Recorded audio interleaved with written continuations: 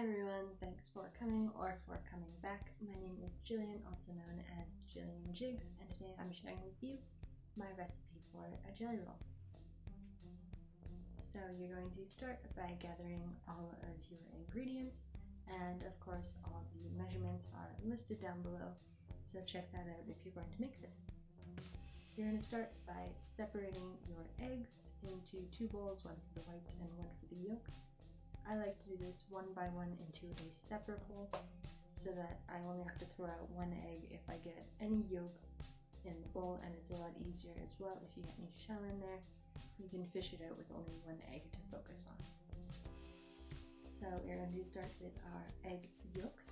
You're going to add a splash of vanilla and then beat that on high speed with a mixer until it starts to become light and fluffy.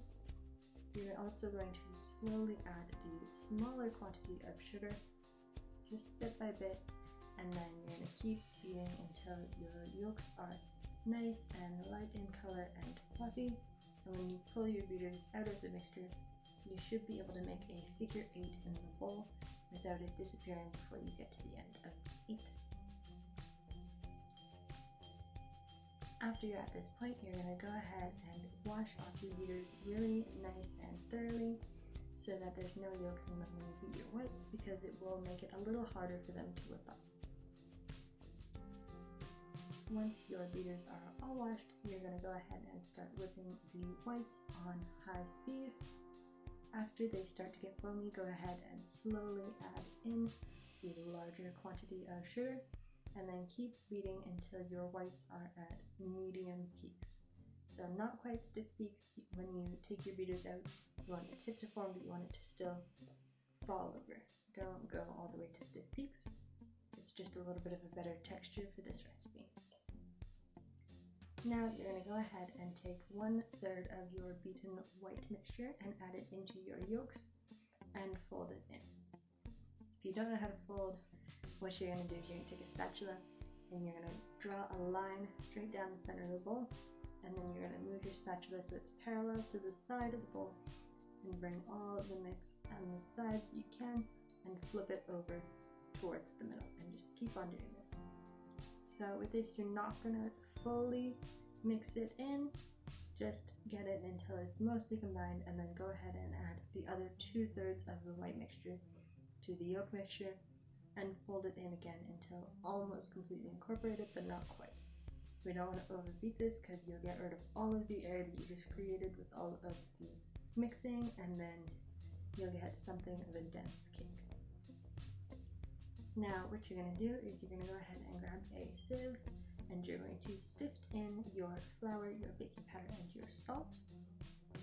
And then you're also going to fold this in. This time go ahead and fold it until it is fully incorporated. After you're done with that, you're going to go ahead and you're going to pour all of your batter into your sheet tray, which is lined with parchment paper and greased on top of the parchment paper. And you're going to spread it out into a nice even layer.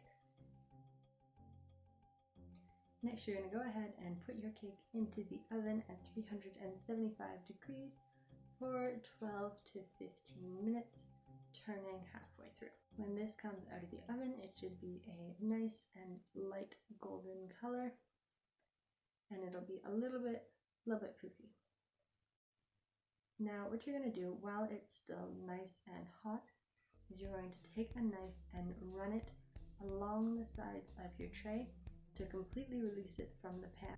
So go ahead and set that aside, and you're going to take a clean tea towel that is just a little bit bigger than your pan, spread it out, and cover it with a thin dusting of powdered sugar.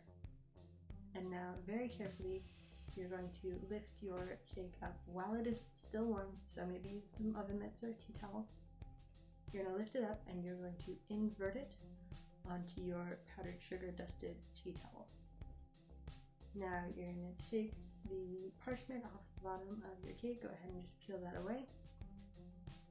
And I like to give another dusting on top of the cake just to really make sure that it doesn't stick to the tea towel, because what we're going to do next is fold the edge of the tea towel over the cake at the short edge and then roll it all the way up into a nice tight spiral.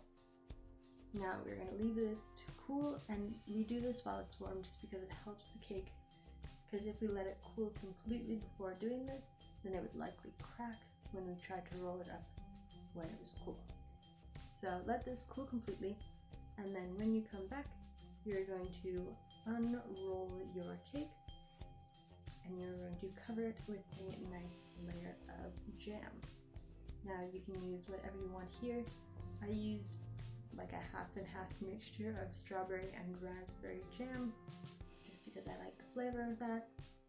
But again, use anything you want, or even something like whipped cream and some berries in there would be great. Or an icing if you want something a little sweeter. Sweeter than jam, I guess that's not a thing. But go ahead and spread your jam out all over your cake, except maybe not quite to the edges because it will get pushed to the edge a little bit more when you go ahead and roll it up, as I think you're going to see here. Once your cake is all rolled up, go ahead and move that onto a cutting board or a tray or something. And I like to cut off the edges where it's not quite as pretty and set that aside, and it could be a little snack for you. And then I like to go ahead and dust this whole thing with powdered sugar, of course. This really isn't one of those recipes where it's really super pretty. It's one of those recipes that was invented in the 1900s, but it's so tasty, so we just keep making them. And that is it. That is your completed jelly roll. I would suggest that you eat this sooner rather than later because it is a sponge cake, so the longer it sits in the jam, the more it's going to soak up and it's going to get a little bit soggy. That is the whole recipe. I hope you make this and I hope you enjoy. I'll see you next time.